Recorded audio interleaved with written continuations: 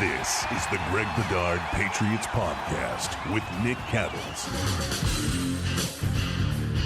You are listening to the Greg Bedard Patriots Podcast with Nick Cattles, part of the CLNS Media Network. And this episode is brought to you by PrizePicks, the largest daily fantasy sports platform in North America.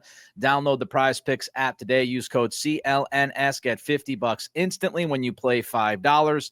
You can also take the guesswork out of buying tickets with Gametime. Download the Gametime app, create an account, use code CLNS for $20 off your first purchase. And finally, eat smart with Factor. Get started at factormeals.com/Bedard50 off and use code Bedard50 off to get 50% off your first box plus free shipping.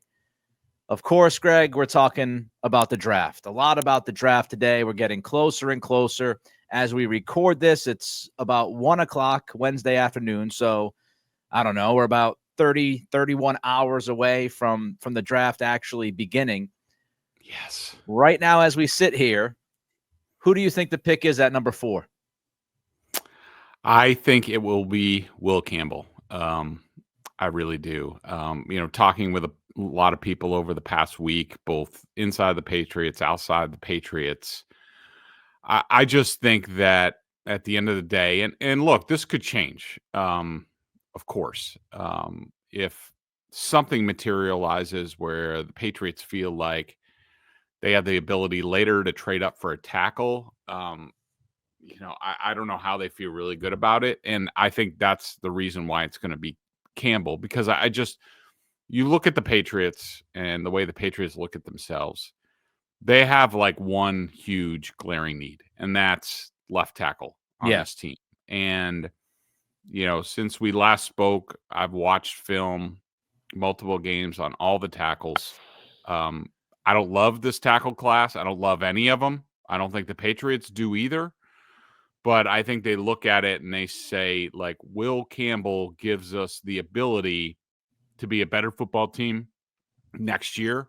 At the minimum, he's going to play an adequate left tackle. You factor in if something needs to be taken care of, like, say, because of his arm length, Will Campbell is struggling with speed rushers. Well, when they go up against speed rushers in a game, Josh McDaniels will know how to handle that. I just think they look at the total package with Will Campbell. He has basically zero bust factor, whether it's tackle or guard. He's going to be a very good NFL player at a minimum. He's a great kid. He's going to be a leader. He's going to be one of those foundational guys in the offensive line room. And, for that reason, I think the pick is going to be Will Campbell. Now, I do think it gets interesting. You read the various reports, and you're up on this a lot more than I am. But, there's some conflicting reporting about the Giants. Like, are they sold on Abdul Carter? Do they go Shedeur Sanders? There's talk of a split internally with the Giants. I still wonder. I do think if Carter was there, I do think the Patriots would take him, but it would not shock me in the least if they passed on Abdul Carter due to character concerns. I've only heard more of that in the last week about him. So, but for me, I think the safe money, I think the solid money is on the Patriots taking Will Campbell. I'm going to ask you what you would do at 4 later on in this podcast. So I don't want you to answer this question from your point of view as to what you would do if you were in the room tomorrow night. But are you okay? Are you okay with the Campbell pick? Yeah, I am, Nick. And, I wrote a column, I think it was for Sunday about, the tackles and where the Patriots are. I mean, yes, I can understand what they're doing. Is he ideal? No. It's just this is the draft. I mean, when you talk about the guys at offensive tackle, after him, like, Josh Simmons, to me, and I've heard this from multiple NFL executives, Josh Simmons has the best tape. Like, if you watch the tape of all the offensive tackles that people are talking about, he has the best tape by far. I mean, he looks like a plug and play, like top 10 tackle type, but he's coming off the patellar tendon surgery, which is never great for offensive linemen, for big fellas. It could go either way. He could be fine. He could not. The bigger concern, you combine the knee with the character concerns on him about, what what kind of teammate is he going to be? How hard is he going to work? Like all that stuff. There are a lot of concerns about Josh Simmons. And then you look at, Kelvin Banks. To me, I like Kelvin Banks. I would be happy with Kelvin Banks. I think I see a right tackle could probably get away with him at left tackle for a time. Membu from Missouri, who's talked about a lot. Yeah. He's only played right tackle. There's talking to the NFL people this week, there's a lot of concern about his bust factor, that, there's usually a reason coaches leave a guy at right tackle. You can play fantasy football all you want. I don't think the Patriots are in position to do that. Ursary, I like, but there's a lot of bad film on him. I do think he has a potential to get coached up. But is he that much better than Vidarian Lowe and possibly Caden Wallace year one? I'm not sure. Connerly could be a guard, right tackle. So, long story short, if the Patriots go up there and they select Will Campbell, I have no issues with it because he makes them a better football team this coming year. You're investing in Drake May for the long term, and I think it's the best thing for the football team. So you don't love really any of these tackles. And it makes me wonder, because I was reading Burt this week, and he's been on this for the past couple of days, even on TV, the idea of how young these tackles are. And I'll just hit a couple of them. Will Campbell turned 21 in January. Membu and Banks turned 21 last month. Connerly turned 21 in November.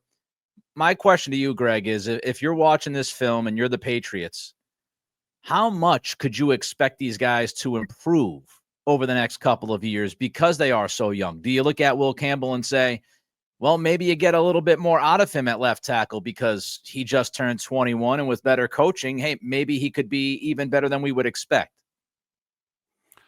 I would say out of this tackle group, I think that while Will Campbell has the highest floor of all of these guys, I would say he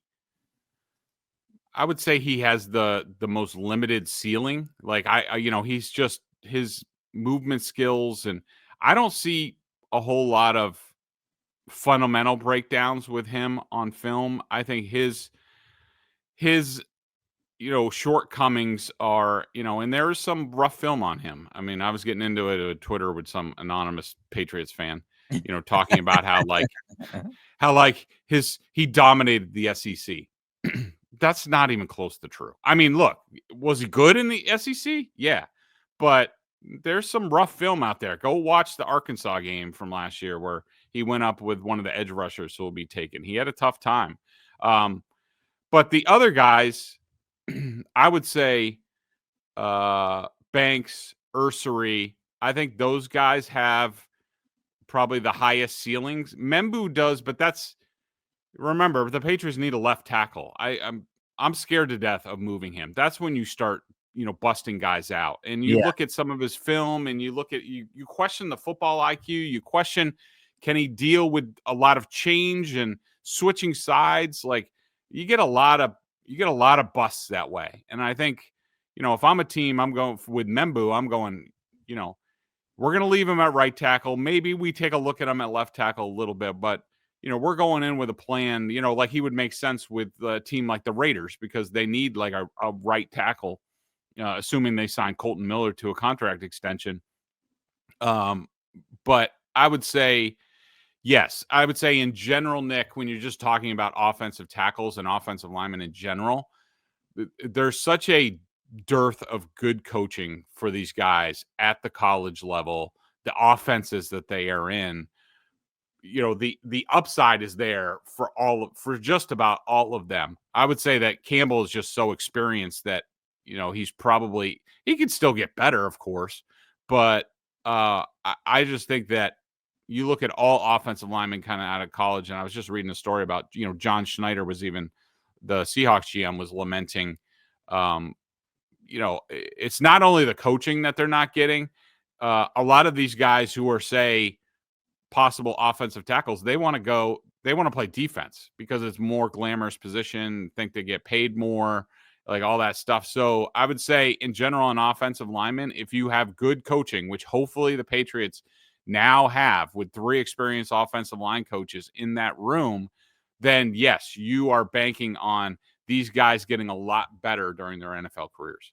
It feels to me, and maybe it feels the same way to you, that when people discuss Will Campbell and his success at the SEC level, they always bring up the number of sacks he gave up. And I think the pushback, the counter to that, Yep. and maybe you agree to this, is the pressures he gave up. I think he gave up 18 pressures last year. And so you look at pressures / disruptions, and there's a lot of different things. If you just look at sacks, it doesn't tell the whole story. So I see the going back to, and I like Will Campbell, and I wouldn't have a huge issue if he's picked 4th. But I think it goes back to the whole sack number, because that's what I always see. Oh, he gave up, 3 sacks or 4 sacks.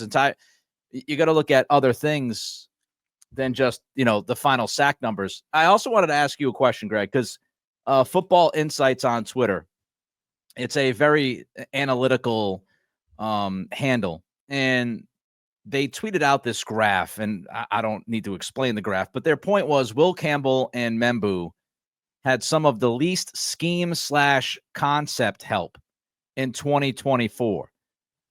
Did you see that when you're watching the film? Were there instances where you're watching Campbell specifically saying, they didn't help him enough? They didn't, whether it was scheme or concept, and there were things they could have done to make it better for him?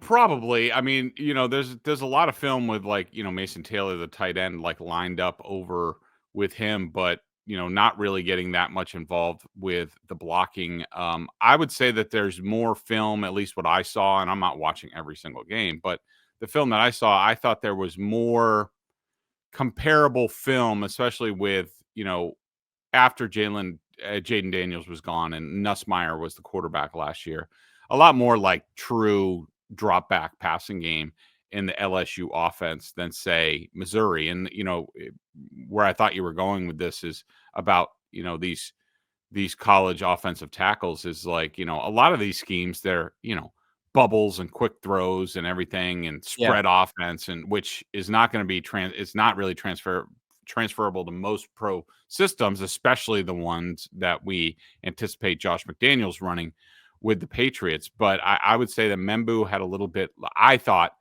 bit less pro ready sort of film than Will Campbell. But I mean, I wouldn't expect those guys, if they're going in the top 10 of the NFL draft, I wouldn't expect them to get much help in the college game and leave them on an island.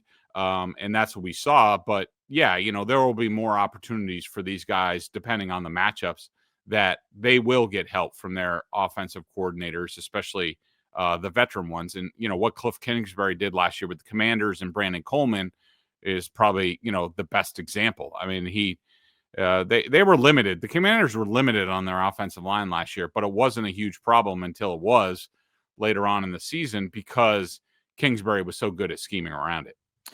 Yeah, the overall point from Football Insights was, you look at team screen rate, you look at team play action rate, and Campbell and Membu and their offense, it was a much different story for guys like Simmons, Banks, and Connerly, where you saw more play action, you saw more screens, which obviously helps the overall numbers. Campbell was in the neighborhood of, Joe Alt when it comes to the lack of screen game and play action game in Alt's last year with Notre Dame. So just an interesting thing to throw out there. And remember that scheme, as Greg has talked about, concepts, scheme can certainly help offensive linemen deal with some of their shortcomings. No pun intended. All right, we got more on the draft, but first, Greg's going to talk about PrizePicks. PrizePicks is the best place to get real money sports action. With over 10 million members and billions of dollars in awarded winnings, PrizePicks has made daily fantasy sports accessible to all. You just pick more or less on at least 2 players for a shot to win up to 1,000 times your cash. Run your game all season long on PrizePicks. You got the playoffs are going, hockey and basketball.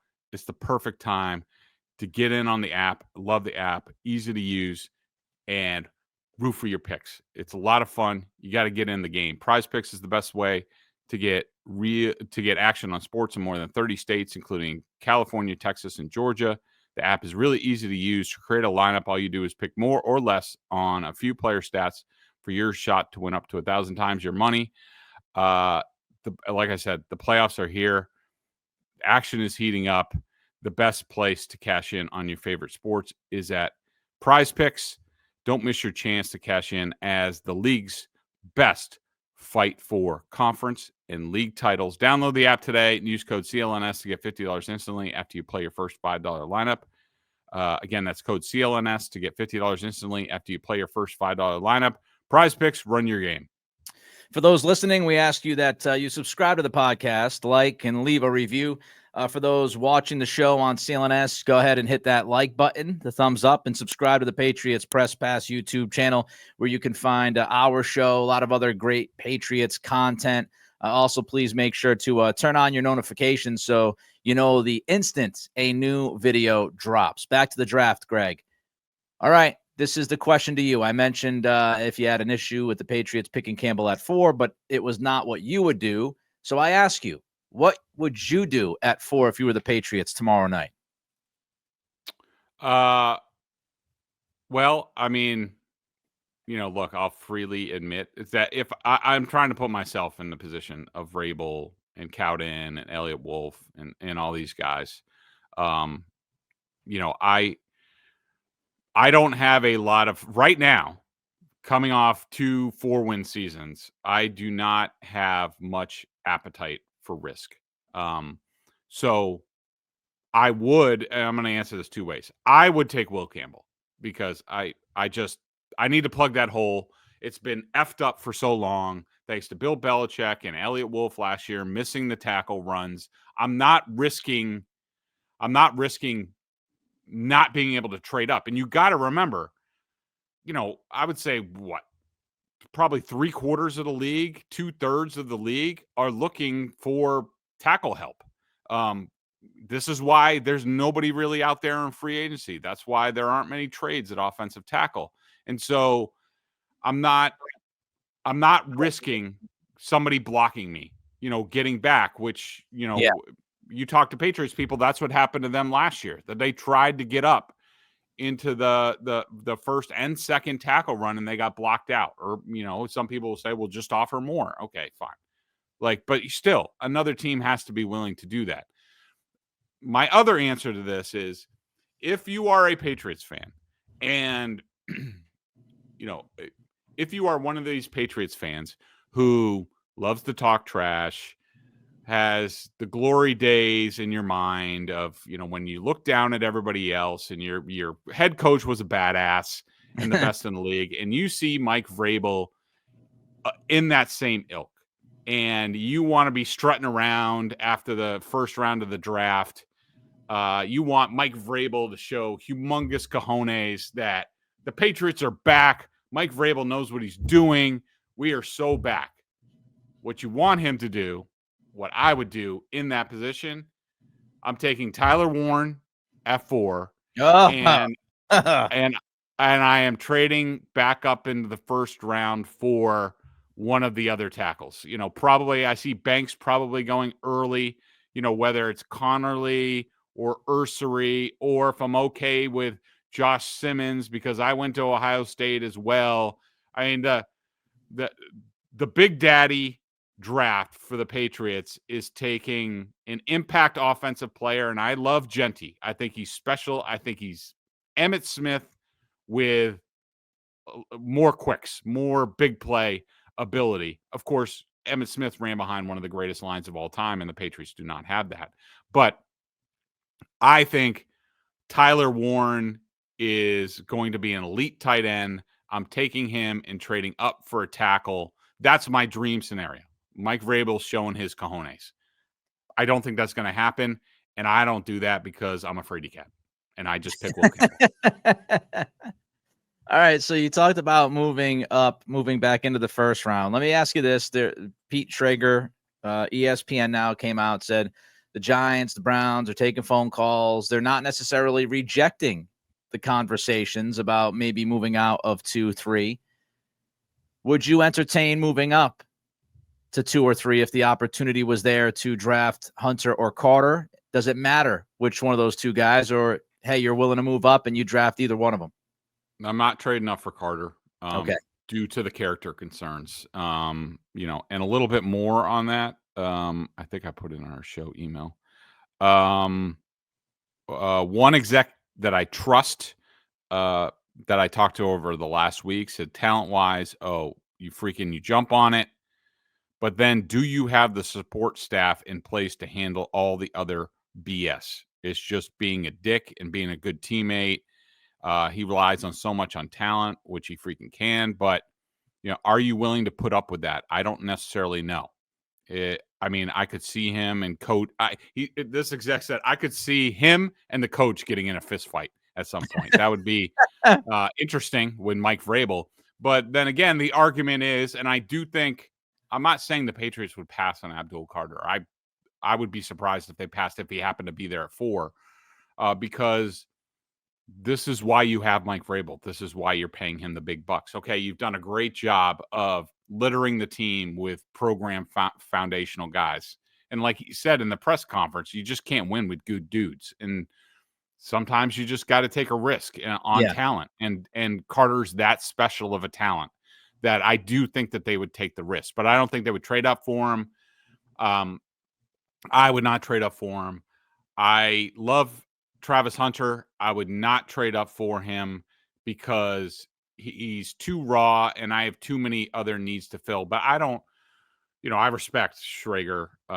He's really plugged in. I'm sure people have told him this stuff. I mean, I think this, trading up to 2 and 3 is a bunch of bull crap, sort of draft week stuff. People trying to, lying season, trying to get people to get stupid and come up for people. I just don't see it happening. I know there's been talk about, people coming up for Genty. I don't see that either because of how deep this running back class is, even though I think Genty is a special player that I would love to have. I wish the Patriots were in a better position on the offensive line because I would love to plug him into this because, again, I do think he's going to be special. But no, I think the Patriots, if I had to bet right now, I would say it's more likely the Patriots stick and pick in their first 4 picks, first, second, and 2/3 than anything else. I read Burt Breer on Abdul Carter, and there was one term that Burt mentioned that it would be highly entertaining to me to watch this play out between Carter and Vrabel because as Breer wrote about Carter this week, Carter has a reputation for being a bit of an independent contractor. And I just thought about, Vrabel and the culture and team, be a team player and this and that. And Carter being described as an independent contractor just made me kind of envision that relationship and what that would look like and sound like. It'd be fascinating to cover. It certainly would be fascinating to cover. Yes, without question, because you're talking about 2 alphas. Yeah. And, 2 of the more descriptive terms that I've heard about Abdul Carter from NFL people is a-hole and dick. And you could probably find some NFL people to say the same thing about Mike Vrabel. And, and that's just part of who he is. It's part of what made him a great player. It's part of what has made him, I think, at least a very good coach and could be a Super Bowl winning coach. But, man, you could just see those 2 butting head as 2 alphas in there. Greg, could we see the Patriots double dip on the O-line early in the draft? Is it possible? Is it likely? Is it probable that they go, okay, Will Campbell at 4 and then come back at 38 and go back to the offensive line again? Yeah, I mean, Nick, you look at it, you could go 2 different directions, but you look at their depth chart, what they've assembled so far, and really you could make the argument that their 2 biggest needs right now, and I know people want a wide receiver, and I want a wide receiver for them as well. But you look at their depth chart and, if the Patriots really wanted to say, all right, enough screwing around, we're going to solve the offensive line on this freaking team. And we're going to take Will Campbell. And at 38, we're going to take the best guard that we have. We're going to plug them in. They're going to be next to each other forever. That means, next to Bradbury, who's experienced, Owenu and Morgan Moses. Now you're talking, okay, you could totally see. It's almost like they built a team to do that. Ideally, I think if you're taking offensive line with their second pick at 38, I think you would want somebody with guard tackle versatility because I think ideally, in my mind, I think the best case scenario for the Patriots would be getting Will Campbell, who say can play left tackle for his career, and then you get a right tackle like Ozzie Trapillo from BC and say the second or third round, and now you have your bookend tackles around Drake May for 10 years. I think that's the dream scenario, at least for me. For the short term, I could see their dream scenario being left tackle and left guard out of this, pretty early in this draft. I did my mock draft, my one and only mock draft on the Locked On Patriots podcast, the Monday episode. And the plan that I'm falling in love with is what I did in the mock draft. And I just decided to stick and pick, no funny trades, because that stuff's so it's impossible to predict, right? So I don't mess around with trades. That's the land of delusion. So I just went straight, and I went Will Campbell 4, and I don't know if he's going to fall. I don't know if he's going to be there, but I love the idea of drafting Donovan Jackson at 38, because Jackson played left guard most of his career at Ohio State. Simmons gets the torn patellar tendon. He goes out. Jackson slides to left tackle. Wasn't terrible at tackle, by the way, for Ohio State last year.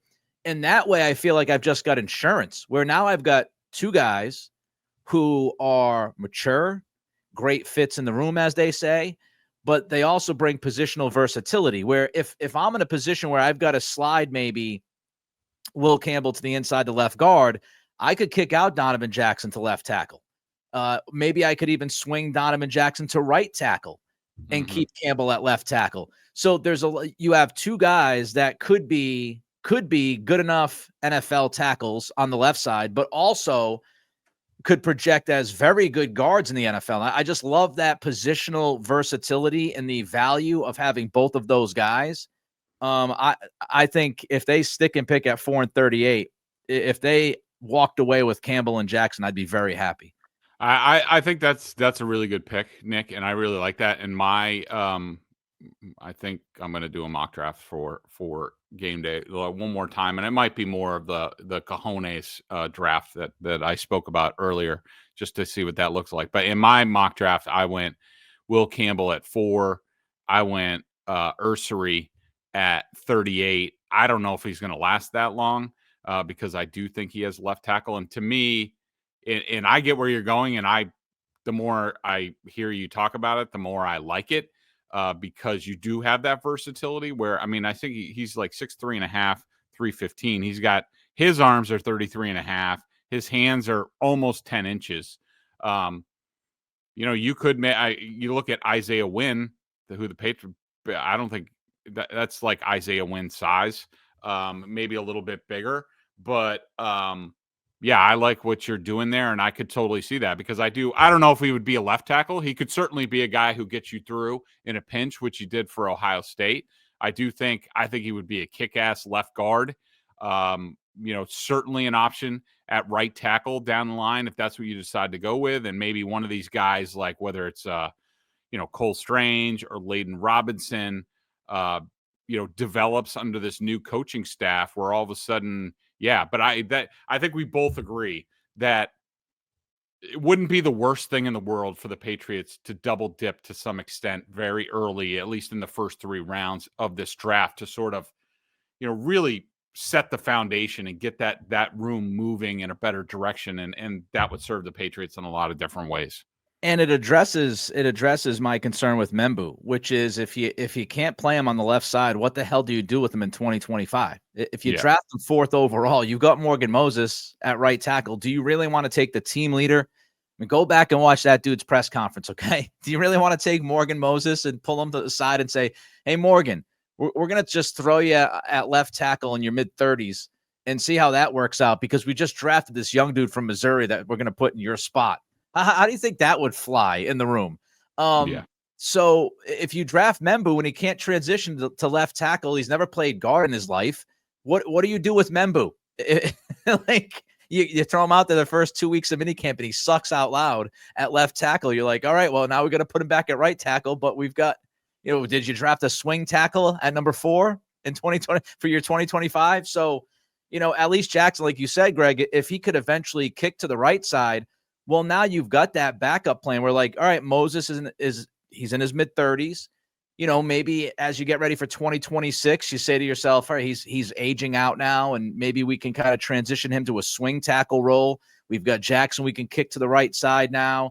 What do the left tackle prospects look like in 2026? Could you go back and draft another offensive lineman and kick Campbell inside to the left? And now you've got 2026 draft pick at left tackle, Campbell at left guard, Drew Kendall, hopefully, that you draft later in this draft at center. And then you've got Owenu and Jackson. And now you've got 5 young, legitimate offensive linemen to go along with Drake May for the next decade.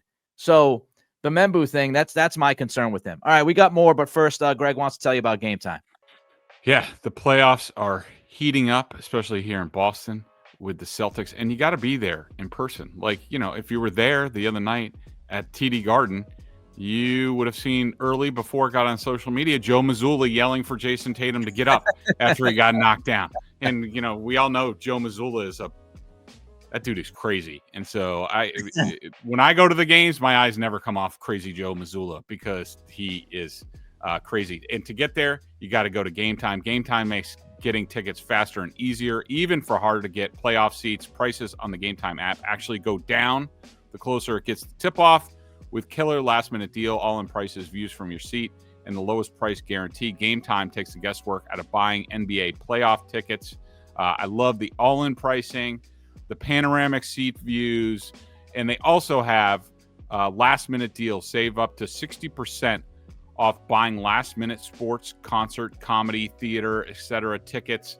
They have it all on there. I'm telling you, anything you want to go to, it's on Gametime, and I love the app. Take the guesswork out of buying tickets with Gametime picks. Download the Gametime app, create an account, use code CLNS for $20 off your first purchase. Terms apply. Again, create an account and redeem code CLNS for $20 off. Download Gametime today. What time is it? Gametime. What is Greg Bedard's wish list when you look at position-wise heading into this draft? What do you want to see the Patriots do here? So ideally for me, I would like to get 2 tackles, 1 starter, possibly 1 developmental, depending on what they think of Caden Wallace. But I'm not waiting around. I'm not guessing. I'm letting this new regime evaluate these guys and make their picks. So 2 offensive tackles, a guard/center, wide receiver, of course.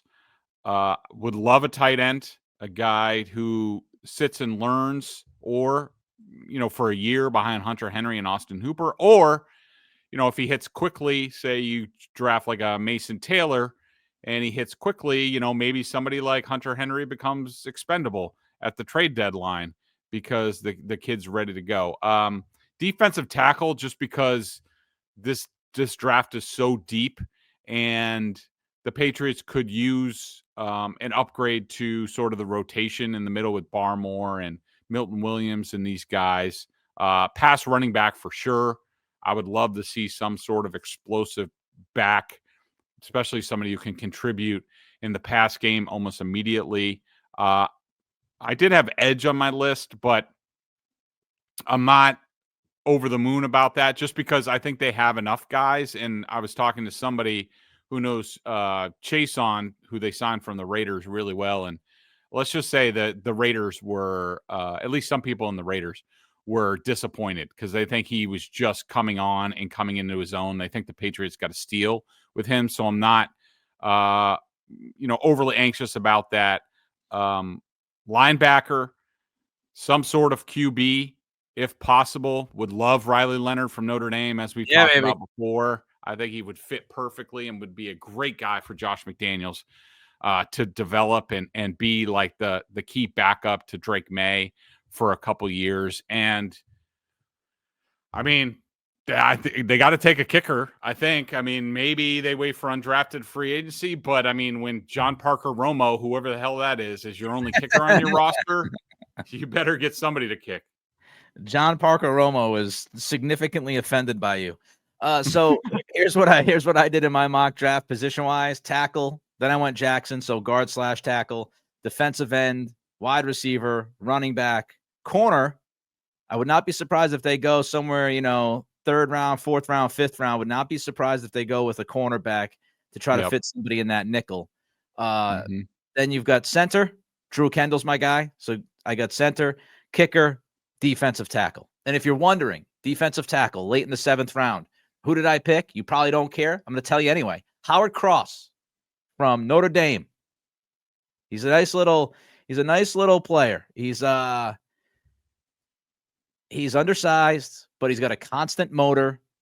And I just think he's like one of those perfect Vrabel, Terrell Williams, late round flyers. He's 6'1", he's under 300 pounds again. So he's smaller, but so is Milton Williams. So I had Howard Cross in there. So there you go. Some Howard Cross love randomly on this podcast. Yeah.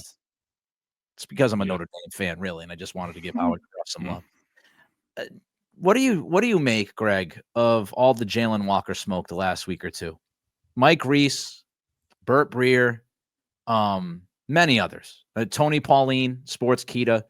A lot of smoke the last week or two about the Patriots being interested in Walker, and maybe this not being a one-horse race, so to speak, with Will Campbell. The way I think of it, and I'll just throw this at you and get your thoughts, because Tony Pauline wrote that the Patriots went to George's workout with Mykel Williams and Walker, and by all accounts, Walker was unbelievable. I read today that he was outstanding at his workout, flying around the field, blah, blah.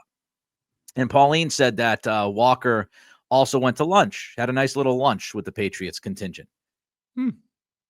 Is that in case of a move down, or do you think they would be seriously contemplating him at 4? And is it Walker versus Campbell?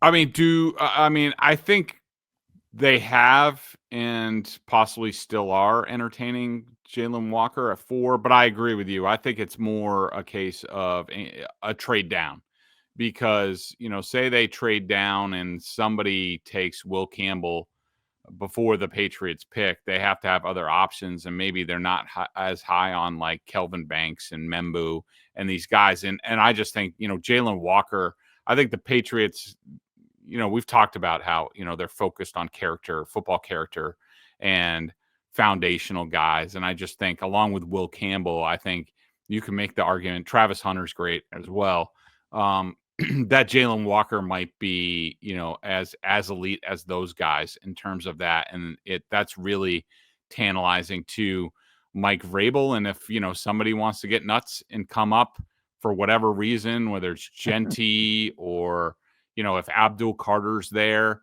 that's a situation where I could see the Patriots possibly trading out. But yeah, I agree with you. I think it's a trade out scenario. I think there's a possibility that the Pats can move down in this draft.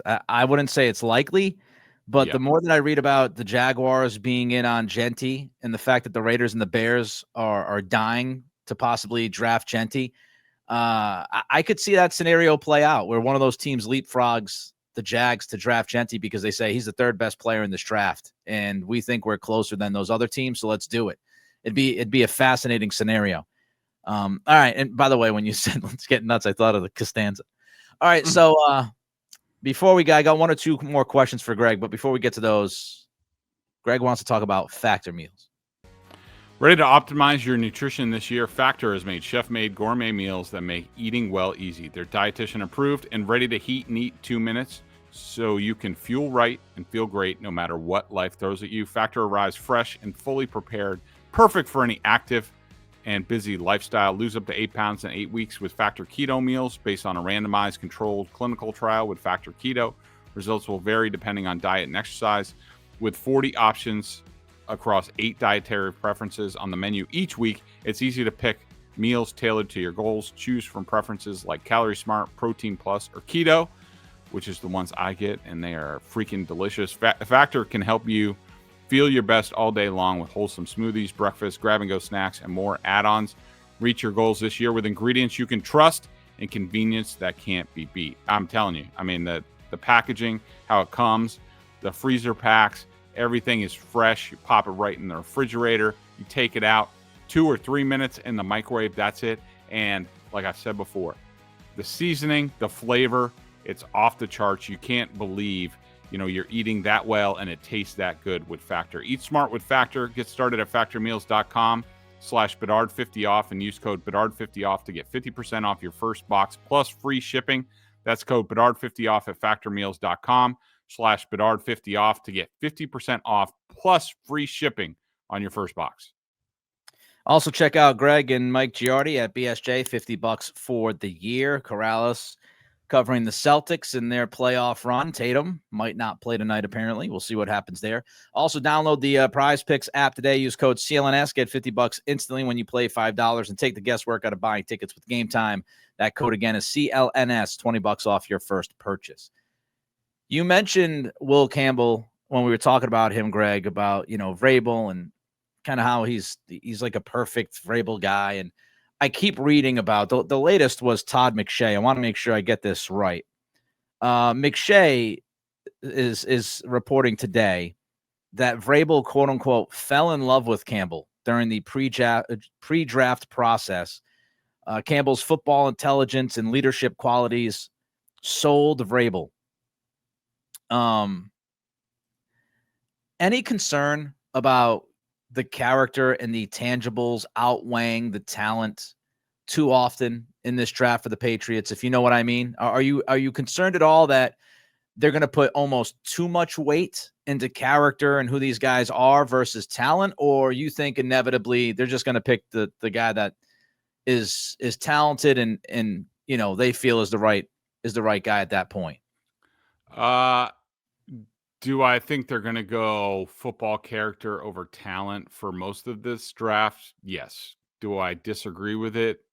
No, because look, we all know the situation with the New England Patriots, what's been going on here for 4 or 5 plus years, where there's just not enough impact, contributions, second contracts, like all that stuff from their recent draft classes. And that has crippled this team and put them in this spot. And I think that, with their free agent signings that they did, like it's good for the short term for 1 or 2 years, but they need to build up that layer behind them. And I think, I'm sure they'll take 1 or 2 character risks on talent. But I think this front office looks at it as, even if they hit a bunch of solid doubles in this draft, that's exactly what the Patriots need at this point in time. And so I am not concerned with it. I'm on board. I'm not one of these, draft mix, draft fans, which I'm sure some people are listening do it. I get it. I was the same way as a fan. I always loved to play fantasy football and get the biggest name or the most tantalizing talent, but you got to build a football team, and they're trying to build something here, and you got to do it the right way, especially in this draft. And so, I do think they're going to be a little bit more conservative in that route. They were not last year, and they got burned by it. But I think they are going to do that. All right, we got to get you out of here soon. Just one more question. I know you talked about Chase on earlier, but you also got some intel, some thoughts, reaction to the Patriots free agency and what they were able to accomplish. What'd you hear from people that you've spoken with? So, the people that I talked with this week, they were impressed with what the Patriots have done this offseason in terms of like they thought they did a really nice job of hitting that sweet spot of football character, football guys, leaders, great teammates, all that stuff, and talent. Like they didn't go for upside in free agency. It was similar to what we just talked about with the draft. They went for, culture above everything else, but the execs really liked what they did. They think they got a lot of steals, between, Spillane, Epps at safety is a guy that, a lot of people just say he's just like rock solid, and, he's going to help this team. Guys like, Morgan Moses, Bradbury doesn't have a high ceiling, but he has a low floor, and he's going to help this team. I mean, just littered with guys, basically everything that they did in free agency. I didn't have, as opposed to previous years or previous drafts, I'd have execs being like, I don't know what the Patriots are doing. I don't know. This year, it was, you can see the plan. They executed the plan. Could they have done a little bit more, whether it was receiver or tackle, possibly.